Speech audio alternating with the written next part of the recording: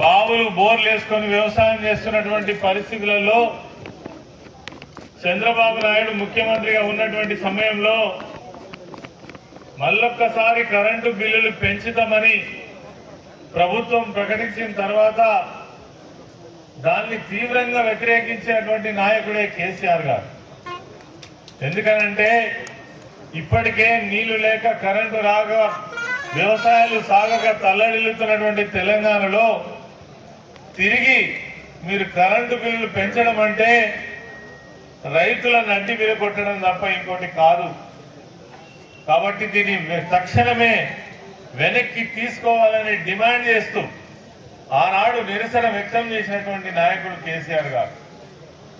కానీ తలొగ్గనటువంటి చంద్రబాబు నాయుడు మొండిగా రైతులకు వ్యతిరేకంగా నిర్ణయం తీసుకుంటే ఆ నిర్ణయాన్ని వ్యతిరేకించి ఆనాడు డిప్యూటీ స్పీకర్గా ఉన్నటువంటి ఆ పదవికి రాజీనామా చేసి తెలంగాణ ఉద్యమం తప్ప అంతిమంగా తెలంగాణ రాష్ట్రం ఏర్పడితే తప్ప ఈ ప్రాంతానికి విముక్తి లేదని, ఈ ప్రాంతం బాగుపడదని, అన్ని ఉన్నప్పటికీ కూడా మరి ఈ ప్రాంతం వెనుకబడి ఉన్నదని, ఈ ప్రాంతంలో ఆకలి చావులు, ఆత్మహత్యలు, వలసలు, బీడు భూములు, దిక్కులేని పరిస్థితి ఉన్నది. దీనికి మార్గం తెలంగాణ రాష్ట్రమే ఏకైక పరిష్కారం అని నమ్మినటువంటి నాయకుడే కేసీఆర్ గారు. ఆ రోజు ఉద్యమ కార్యక్రమాన్ని చేపూని 2001 నుంచి తెలంగాణ రాష్ట్రం ఏర్పడేంత వరకు ఎన్నో ఉద్యమ కార్యక్రమాలు ప్రజలను చైతన్యవంతం చేయడం కోసం వారు పడ్డటువంటి తపన కానీ చేసినటువంటి శ్రమ కానీ వారికి తోడుగా అనేక మంది ఉద్యమ సహచరులతో పాటు మేధావి వర్గం నుంచి జయశంకర్ సార్ కావచ్చు, అదేవిధంగా మరి ఆనాడు ఉన్నటువంటి నీళ్లపైన అవగాహన ఉన్నటువంటి ఆనాటి రిటైర్డ్ చాలా మంది ఇంజనీర్లు కావచ్చు, నీళ్లకు సంబంధించి, భూములకు సంబంధించి, మంచినీళ్లకు సంబంధించి అనేక విషయాలను అధ్యయనం చేసినటువంటి పరిస్థితి నుంచి తెలంగాణ రాష్ట్రమే ఏకైక మార్గం. అందుకే ఆ రోజు ఒక మాట చెప్పింది సార్, ఈ ఉద్యమాన్ని అనేక మంది ఇప్పటికే చేసిండ్రు కానీ విఫలమైండ్రు. ఉద్యమంలో పాటించవలసినటువంటి అనేకమైన విషయాలను మరి వాళ్ళు పాటించకపోవడం వల్ల అధికారంలో ఉన్నటువంటి వాళ్ళు దాన్ని అంచివేసిండ్రు. అప్పటికే 69 ఉద్యమం మనకొక చేదు అనుభవం. 369 మంది ఉద్యమకారులను పొట్టన పెట్టుకున్నటువంటి ఆనాటి కాంగ్రెస్ ప్రభుత్వం అనుభవాలు మనకున్నాయి. కాబట్టి ఇదొక శాంతియుత ఉద్యమంగా మనం ముందుకు పోవాలి. ఖచ్చితంగా మడవ తిప్పకుండా తెలంగాణ రాష్ట్రాన్ని సాధించుకోవాలనే ఉద్దేశంతో అనేక ఉద్యమ కార్యక్రమాలు చేపట్టడం జరిగింది. కొంత మనం మాట్లాడుకున్నట్టు మానవహారం కావచ్చు, లేదంటే చలో ఢిల్లీ ప్రోగ్రాం కావచ్చు, రాజీవ్ రహదారి దిగ్బంధనం కావచ్చు, వంట వార్పు కావచ్చు, అనేక రైలు రోకో కార్యక్రమాలు కావచ్చు, అదేవిధంగా సకల జనుల సమ్మె కావచ్చు, అందులో భాగంగానే దీక్ష దివస్ కావచ్చు. ఇది ఒక మలుపు తిప్పినటువంటి తెలంగాణ రాష్ట్రం ఏర్పాటు కావడానికి అంతిమంగా తీసుకున్నటువంటి నిర్ణయమే దీక్ష దివస్. నిజంగా ఈ ఏదైతే 2009 నవంబర్ 29వ రోజు ఏదైతే ఉందో చరిత్రలో లిఖించదగినటువంటి విషయం. రేపు ఏ చరిత్రకారుడు ఒక తెలంగాణ చరిత్ర రాయాలన్నా దీన్ని మినహాయించి ఒక్క అక్షరం కూడా రాయలేదు. తెలంగాణ రాష్ట్రం ఎట్లా ఏర్పడ్డది అంటే అనేక ఘట్టాలతోటి కూడుకున్నటువంటిది. మరి ఆనాడు ఒక గొప్ప నిర్ణయం తీసుకొని మీ అందరికీ తెలుసు 2008లో పదవులను తృణప్రాయంగా మొత్తం 16 మంది ఎమ్మెల్యేలు, 4 మంది ఎంపీలు, 4 మంది ఆనాడు ఉన్నటువంటి శాసన మండలి సభ్యులు, జెడ్పీటీసీలు, ఎంపీపీలు కూడా రాజీనామాలు పెట్టిన విషయం మనకు తెలుసు. అదేవిధంగా 2009లో మా శత్రువులు చేస్తున్నటువంటి ప్రచారాన్ని నమ్మి మనకు ఒక చేదు అనుభవం కూడా జరిగిన విషయం మనకు తెలుసు. మళ్ళీ తిరిగి 2010లో ఉన్నటువంటి పదవులన్నిటికీ కూడా త్యాగం చేసినటువంటి పార్టీ మన ఆనాడు ఉన్నటువంటి టిఆర్ఎస్ పార్టీ.